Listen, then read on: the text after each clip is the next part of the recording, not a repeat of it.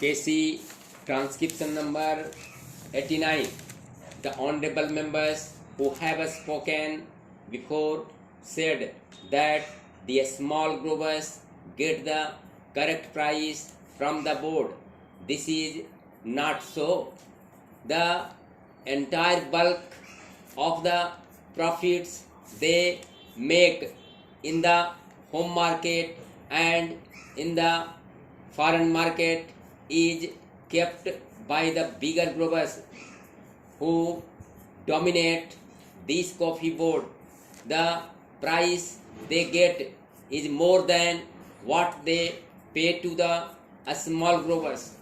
That is the complaint of the small growers. So it is not correct to say that the profits this board makes are equally distributed to the small growers. Hence, the conflict between the big growers and the small growers is increasing. Therefore, it is necessary on the part of the government to do justice to the small growers.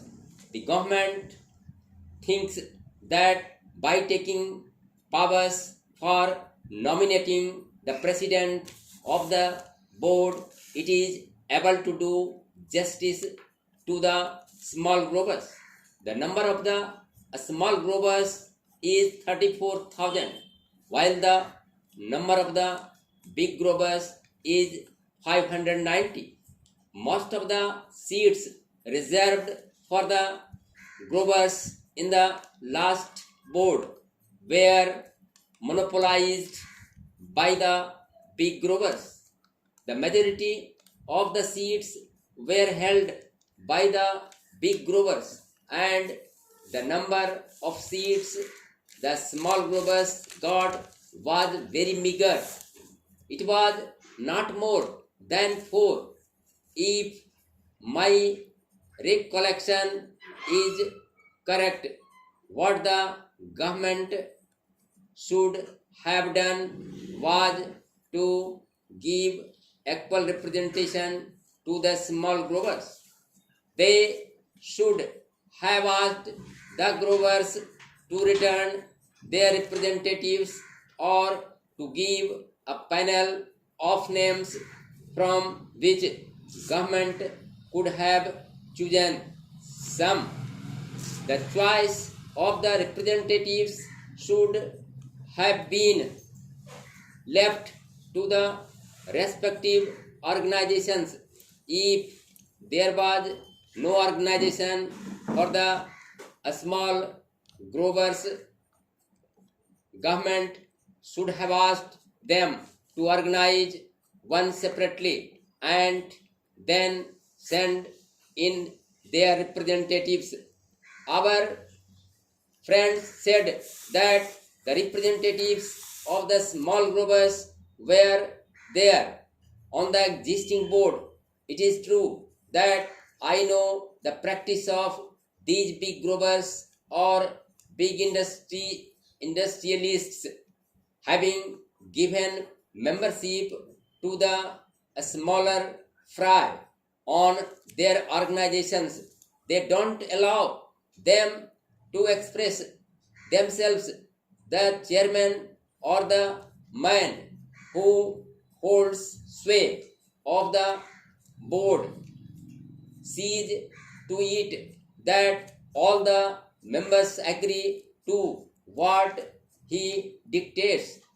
That is the practice in these associations. We know that, so it is better to have a separate organization for the small growers and ask them to submit their panel of names to represent them on the board. Representation on the board should not be governed by the number of acres owned and the amount of capital invested invested, but by the number of the growers. If this principle is adopted, the bigger growers will not be able to run away with what they want. In this connection, I would also say that instead of nominating the president, the government should do this. The government should ask the respective organizations of the big growers, the small growers, labor, and the consumers to send in the names of their representatives and then include members of parliament. Then the board constituted in this way should be asked to elect its chairman. If this procedure is adopted, then the government can see that no bigger grower is elected to the chairmanship.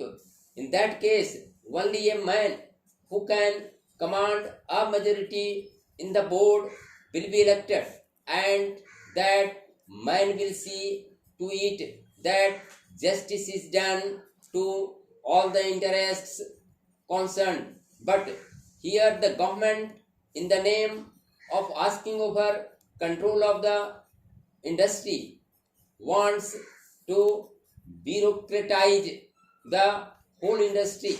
I do not think that by bureaucratizing the board of the government will be able in any way to help the industry to develop or to bring about better working conditions for the labor. One member in the select committee said that no representation should be given to labor. That is the attitude of the growers. That is the attitude generally of all employers in this country. But is it just on their part to deny representation to labor as well as to the consumers? Certainly, the rights of these people should be recognized. But personally, I don't think that by merely giving representation to labor on the board, the government can do justice to labor. It is true that the minister in the select committee as well as in this reply to the debate in the other house said that the working conditions of labor were very pitiable and deplorable and should be improved. Sir, there was also a petition sent to the Lok Sabha by the employees of the coffee house recommending to the house that their petition should be considered. The employers deny the rights of the workers and they say that they have made all efforts to develop the industry in all these 13 years. At whose cost? It is at the cost of the workers by paying them low wages. They have made a huge profit, which is expressed in the reply of Mr. Radcliffe to a question of the Honorable Minister for Commerce and Industry that he had been distributing a dividend of 13.5% in 1 year. In 1 year, he had given 20% dividend. In another year, 27%, and in yet another year, he gave 19% to his shareholders.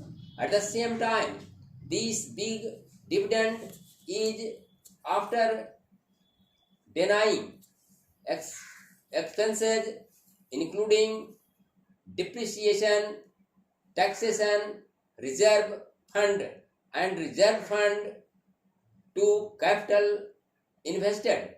Apart from all these, they have made a net profit so as to distribute an average dividend at 13.5%.